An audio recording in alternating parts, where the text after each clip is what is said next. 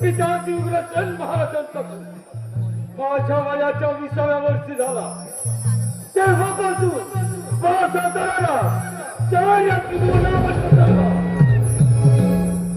कडे कपारी गरजू लागला माझे नाव काऊ ज्या क्षणी तेहतीस कोटी देवांचा राजा देवेंद्र सुद्धा थर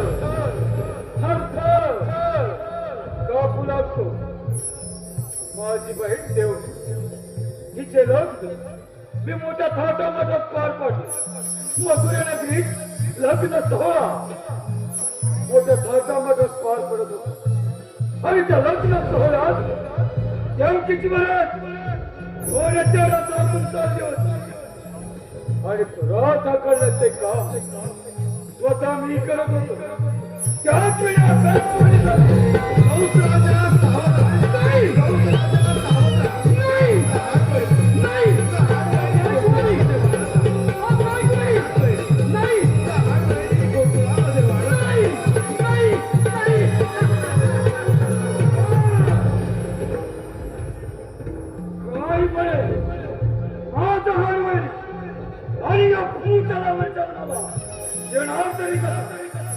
रथातून खाली उडी मारली देवकीची वेळी धरली रथातून बाहेर घेतली माने मस्तक ठेवायला जातात वासुदेव मला शरण आला अरे कंस राजा देवकीला मारून तिच्या पोटी होणारी बाळ मी तुला वदने असतील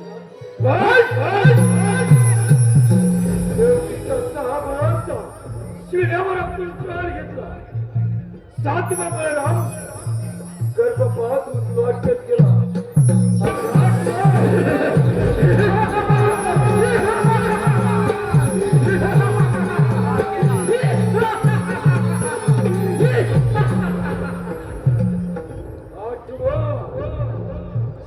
काय करावं या आठवड्यात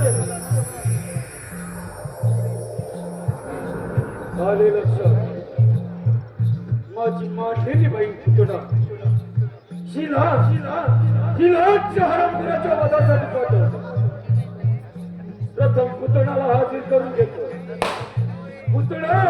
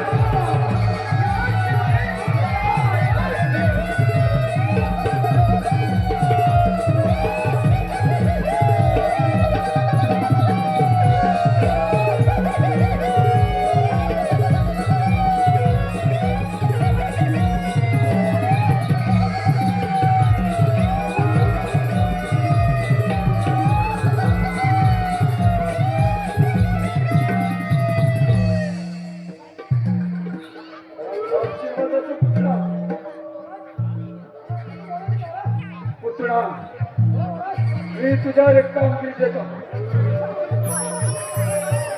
सरळ गोकुळामध्ये जायचं आणि त्या नंदाच्या पार्ट्याचा वध करून यायचं. मुकुंदरा, ही कामगिरी आम्ही तुझ्यावर संपत आहोत.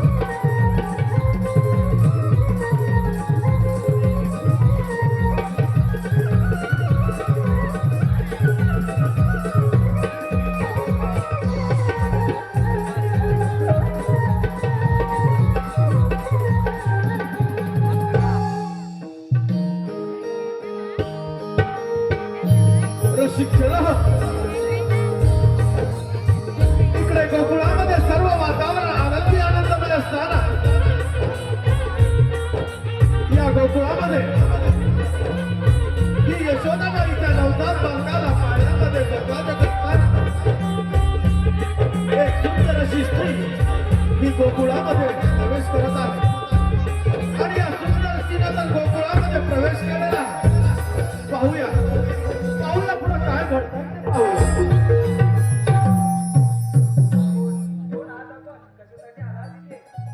नंदराणी सुद्धा मी तुझ्या बाळाचे मुखदर्शन घेण्यास आले आहे.